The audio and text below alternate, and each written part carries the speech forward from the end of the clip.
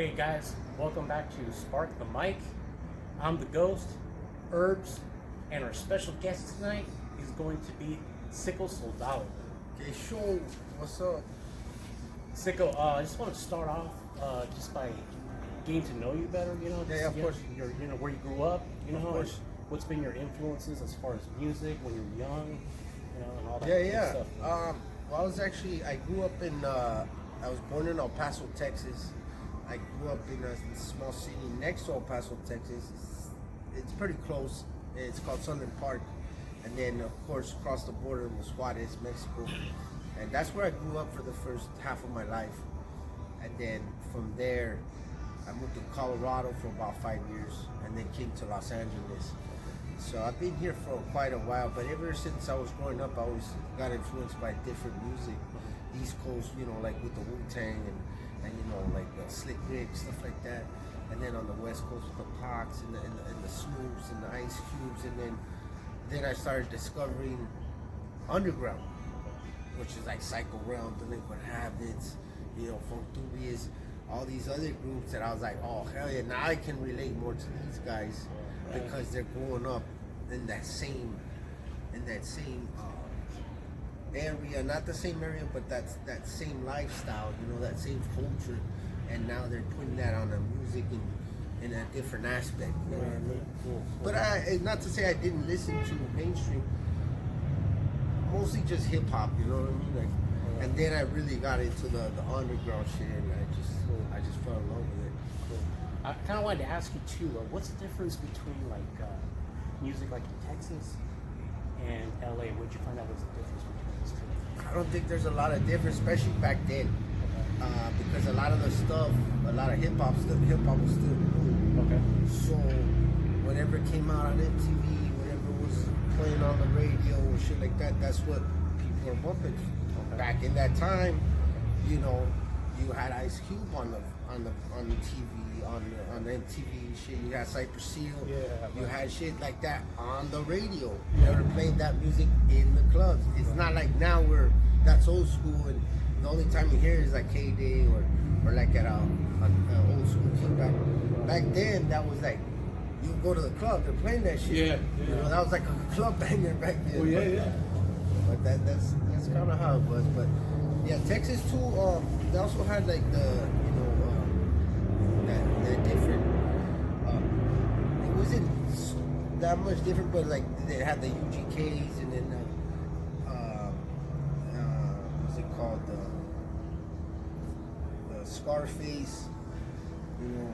That too came through, and like I said, it's just more like Ghetto Boys. Boys. Like that. It's more like hip hop. You know what I mean? Yeah. And it was like, to me, I didn't really feel that much too much until later on, once I moved to Los Angeles too, where I see like now there was like the media grew too. Like now you could hear shit on YouTube. Now you can see shit on SoundCloud, and all these different types of genres started popping up. Right. Where when I was growing up, it was hip hop itself was fucking me. You know what I mean? Yeah. And I definitely I was more hooked on like Cypress and shit like that. I kind of wanted to bring up something too. I was listening to some of your videos in LA. Yeah. So what I got is I got the LA flavor. Yes. And what I got too is like, let's say like you're from the East Coast, like New York, Boston. Yeah. Never been to LA. Right. And you watch that and you get the flavor of LA. Yes. Definitely. Like you get the flavor of the streets, Yes. the taco stands, the vendors, all that. You bring it to life, which I thought was cool. It's dope. Hey, I really didn't do anything. I just went to different locations, and LA did that on its own. You know what I mean? And the way I wrote that song was not to say I'm from LA, but to say in LA, this is how the shit goes down. And I've been observing it all this time that I've been living here, and I love that shit. You know what I mean? A lot of people are like, oh, why do you like LA so much? I was like, because everything's right here. Like, I love the energy. I could go to underground shit. I could go to Main Street shit. You could go, if you want to be part of the movie industry, you want to do tattoos, you want to do whatever the fuck you want, you're going to find it in LA somewhere. Yeah, You know what I mean? and that comes out in your music. Yeah. Once you know that. Yeah, and I was inspired by that, you know, just by the whole thing where, you know, this is kind of like where I grew up my adult years. My young years, knuckleheads and stuff, was like in El Paso, Southern Park, doing, you know, the knucklehead stuff. Yeah. Once I started growing up, then you start, oh, damn, these fools are entrepreneurs over here. These fools got, you know, they're doing their own clothing lines, their own labels, their own music, their own production. I was like, their own weed businesses. I was like, damn, these fools are on that shit. And it's really inspiring. But don't get me wrong, it's pretty raw out here. So. No, it is raw. I mean, it can be. Like I said, you typify really well in LA and that track. We were checking that out. That's dope. I mean, you have everything in there. I mean, it's like, so like he was saying, if somebody from the East Coast is looking at it or from another part of the world, because you know how YouTube and Instagram, all these channels, they touch everywhere. So it's like if you're watching that, you're gonna say, man, this guy's really like repping LA and telling us what it's like. Maybe I'm in Idaho. I'm never gonna go to LA, but this guy right here is like letting me know this is how it is. Yeah. Painting a good picture. Hey, thank you, man. Thank you. I'm glad you guys checked that out. And like I said, we just did it, and I just wanted to show the, you know, the aspects of LA and how it is out here, and not in a bad way. You know what I'm saying? No, of course. Like, It's just telling the truth. Just saying what it is. It is what it is. It is what it is, and at the same time, it's also a cool thing. Like to see all that, I was like, damn, this is dope. A dope experience too. Me and him were talking about it. We're like, yeah, man, he's bringing LA to the forefront. Yeah, bringing it to life. Bringing us to life, man, which is good. Which is real good, man. We need that one. Yeah, we definitely. do. Definitely. Another thing I want to talk to you about is your movie influence. Like, what movies have you seen through the years that's kind of been like, hey, you know, this stuff has gotten me started because of watching this movie? Oh man, it's got to be like, you know, the original movies like Boulevard Nights. You know, the Blood In, Blood Outs, the American Moon, you know, the Duke of Worlds, all these old school movies. Just seeing these movies and these actors, like I said, you can relate to these guys. That's part of the culture. That's how you grew up. It's just dope to see like that on TV or in a movie, and not always like glorifying like the bad situation, but also just glorifying like what happens as good. You know, how people connect in a good way and try to push themselves onto another level. And now, at this age, when I look at those movies, the person that has been inspiring me more and more is the director, the writer, not the director, but the writer of the movie Blood In, Blood Out, which is Jimmy Baca. And he's a very good poet, and he writes books and stuff, and he wrote the script pretty much from his lifestyle, because he was in prison, and he's actually from New Mexico as well. And I was like, damn, this dude, the way he just wrote that shit and the way he brought it, you get all the feeling. You know what I'm saying? He's like, damn, I can relate to this dude. You know what I mean? You get that raw feeling. Exactly. Because not a lot of times you don't see who wrote the movie or who produced it, who got it, you know, to the directors or the main guys that did the actual movie. Because not everybody's going to be like, oh yeah, let's give you $1 million so you can make a movie about, you know, the brown culture or the gangland and shit. So, yeah, those are the movies that I'm like, damn, these are dope. Because I can see that when you, based on what you said about those movies, it comes out in your music too. Yeah. I'm not saying that you don't write about other things, but based on what you saw, man, it comes out in your music, and you really painted me a picture, like I said. So. Hey, thank you, man. And other movies too. Don't get me wrong. I like watching like comedy movies, like parodies and shit, like Airplane, The Naked Gun. Like Don't Be a Menace and Sound Sick. Just funny shit. Because you gotta lighten it up a little. You can't be all super hard. Yeah. I love like comedy shit, like funny shit, like stupid comedy, like that shit is fucking funny. Just that's good stuff, man. Yeah, the reason why I brought up movies is because movies have such an influence with music. Definitely, They go definitely, they go hand in definitely. hand. You know what I mean? Yeah, for sure. And are you working on something like a soundtrack for a movie? Are you thinking about doing something like that in the future, or what? Well, usually when I write stuff, I try now to write it so that it can be used in a movie or a TV show. Oh, nice. And because Kimo is actually the one that put me on like to publishing and how you can get a song on a movie or a TV show. And you know, it's definitely got to be original beat and no samples, because then they, you know, they get problems with the copywriting and shit like that, so they won't be able to use it. So I've been learning a lot about that, and I actually got one of my songs on the TV show My Block Okay. on Netflix. Oh, that's cool. Yeah, that's like one of those shows too about the Is it a neighborhood. series or is it like a movie or? Is it... It's a series, and it's like about the these kids growing up in LA. They're adults now, but during that time, like they've been doing it for maybe like about 5 seasons. Oh yeah. Yeah. Oh, okay. But it's a cool show. Check it out. Okay, yeah, one for of sure. my songs is on season 2, episode 1. I believe. Which song? Which It's track? called Buscando un Bandido. Oh, okay. Yeah. Yeah, I heard that. That's Yeah. a dope track, man. I Yeah, heard that, so I heard that. they use it. You can hear a little bit in the background and stuff, and that was dope because Kimo called me. He's like, "Hey, they're gonna pick up one of your songs for a TV show." Nice. And I was like, "Hell yeah!" And then he sent me some paper. They're like, "They're gonna pay you some money for it, and then you'll get like, you know, a little royalty over the years or whatever." And I was like, "Fuck yeah, that shit is dope." So now whenever I write stuff, I want to make sure I can at least write a couple of tracks so that I can submit, so you know, if they can use it on a movie or a TV show or Alright. whatever, Yeah, that's radio. dope, man. Yeah, Yeah. it is. It really is. We'll, Speak, we'll look into that too. yeah. Speaking of music, you know, I know you've done some collaborations in that. If you kind of want to speak to like who you've done collaborations with, just to kind of like let our viewers like know what's up with that. Well, my biggest collabos been definitely with Kimo the Black Skin from Delinquent Delinquent Habits. Habits, yeah. And I've actually done some collabo work with Delinquent Habits, with like Ives and DJ and OG Styles. I did a couple of tracks with them. I've also done some stuff with DJ Payback Garcia. I don't know if you heard of him. He's from out of Chicago. They do like these mix CDs, and it's got like all nothing but like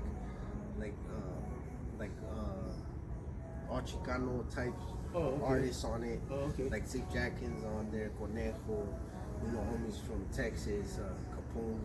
So it's just like a mix up of a A lot mix of of like a bunch of Latino artists. Chicano Yeah, rappers. like for put me it growing together. up, I was like, damn, you're on that CD. Oh shit, you made it, dog. Yeah, like, yeah. That's how I feel. And then when we did get on it, I was like, fuck yeah, that shit felt so good. But yeah, that's one of like my biggest things is like Chemo, Delinquent Habits. I done stuff with NK Profeta, a dude from Venezuela. He was pretty big, and that was a good collabo and stuff. Crazy Race. I done actually know stuff with Crazy that. Race from back in Yeah. the day. Yeah. Yeah. Marky. So, Marky Boy. Yeah. So Yeah, him from I know back in the day. Crazy Rays. We've done, Yeah. we've done some tracks with him.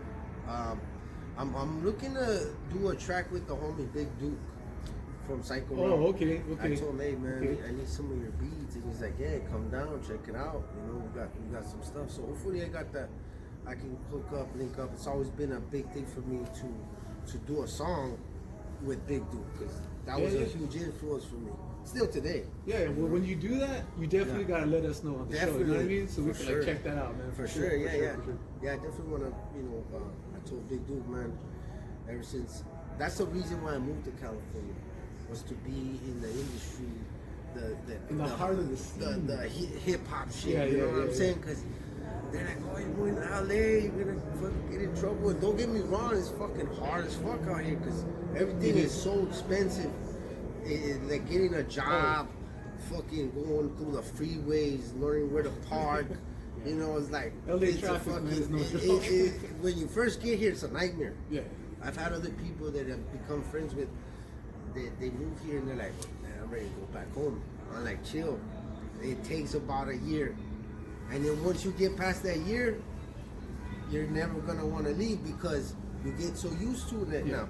You start knowing people, where to party, where to kick You it, get in a certain where to get groove, deals you know? and shit Yeah, like yeah. that, you Yeah, know. yeah, And now you're like, definitely. oh, Yeah, nah, yeah. what beaches to go to, you know what I mean? But nah, man, it's definitely a great experience. Like, you know, coming from somewhere else and then learning the culture, learning how to talk to the homies. Because one of the main things coming from the outside, you see all these movies, the fools getting shot, getting killed, all these gangs and shit. Yeah. Once you get here, it's a little bit different. Yeah, they're there, but you gotta be out there. You gotta look for it. You gotta Chilling look with for those it. homies, Yeah, you know? Because exactly. I have homies Right. that chill, you know, and they're in the gangs and stuff, but you don't want to be there anyway. Why would you? You know what I'm saying? But to each their own. But for me personally, I just, you know, keep to myself, and for the most part, ever since I got here, I just do shit on my own. Because if something goes down, it's just me. You know what I'm saying? Fuck it, I'll run or do whatever I gotta do. And that way nobody else is in danger either. You gotta keep safe though. You gotta keep safe. On the definitely. streets out here in LA. I mean, you Yeah, really 'cause gotta know where a you're lot at. of homies, I'm like, hey, let's roll. Like, dude, I don't wanna. I'm like, man, nothing's gonna happen. But you know, there's always that possibility. You're taking that risk, especially, you know, we go to, you know, different shows where homies are drinking, partying, Things pop off. Hainan, you know. There you go. Can't go wrong with Highness, man. That's for sure. Yeah, definitely. How have you grown as an artist? How do you see yourself evolving? I mean, as SICKO SOLDADO, like how have you, over the years, like up to the present day? I think the biggest thing for me was just learning about the culture even more. Because when I was writing my first album, I was all about like Zapata and Villa and like the revolution. A lot about that. Whereas now, it's like more philosophical type shit, where it's like, you know what, I gotta open my mind and expand, and also learning the ways of like my identity, identifying as like an Azteca or indigenous Mexica, learning that kind of rooting. Whereas before, I didn't know that shit. I only knew certain things. Yeah, we knew about Aztec calendars. They give you that shit at the paneria with the calendar and shit. But you didn't know that you're a part of that shit. At least for me. Yeah. You know, because we were taught like, okay, you're American, you're with these dudes. Yeah. You know, you weren't part of the Indians. You were part of the pilgrims and shit like that. I'm just saying, like in the programming of the school system. And so when I grew up kind of like, okay, so I'm not Mexican or what? You know what I'm saying? Like, and that was kind of confusing all this time. But once I got to LA, it really opened me up, because that's where I seen like the danzantes, the homies talking Nahuatl. I'm like, oh shit, this shit is dope. I want to know some of this. You know what I'm saying? And that's, I think, how I've grown is, for me, I feel like I've grown more spiritually. You know what I'm saying? Like mentally, as far as like accepting the way things are, and like in the culture and just like in general. You know what I mean? Open up your mind. Yes. Experience different things. Yeah, like I and said, it's more put it into yourself. philosophical now, whereas before it was more hardcore, like fuck these fools, fuck that shit. Whereas more like, you know what, now I feel like I gotta focus on me. I gotta fix what's wrong with me before I start pointing my finger at everybody else. You know what I'm saying? Like, if I don't have that to offer, then why am I asking that for me? You know what I'm saying? Yeah. That kind of shit. So that's true. So I feel that in that sense, that's where I kind of like growing in, and I try to put that in my music as well. Oh, okay. Do you have any upcoming stuff that you're doing? Any shows? Any upcoming new material? Albums? I just dropped recently, maybe like about a few weeks ago, this song with my homeboy Jay, who is called My Favorite Toxic Person. It's on my YouTube channel. That's the newest stuff that we released. We also did another video called Comfort and Chaos. It's also on there. Speaking Your Language, we just dropped that too as well, probably in the last 2-3 months. Oh, okay. And then I got a show coming up Friday, which is April 1st, in Long Beach. It's like a session I was telling you about. Oh, yeah. I don't know the address off the top of my head, but if you go on my Instagram, I'm going to be posting it, and you guys can check that out. Okay. And like I said, as far as new collabs, hopefully that I'll get in touch with Big Duke, and try to get some beats from them. Yeah, like I said, on our show, let us know, man. You know Definitely, man. We'll check that out for sure. We will. And thank you guys for inviting me on the show, man. Yeah, thank you for having us on the show. Being on the show. Yeah, it's of really course, cool, man. You know what I mean? Of Thank course, you. You know, Appreciate it. like I said, for me, I like just supporting everybody in the sense where, you know, we're all artists. We're all trying to come up. We're all trying to do our thing. So it's just easier just to collaborate or just to help each other out than to like be like, nah, I don't do the small ones. I just do the big. Yeah, you know what I'm saying? It's not to say I do big ones anyway, but the way I see it is like everybody has to start somewhere.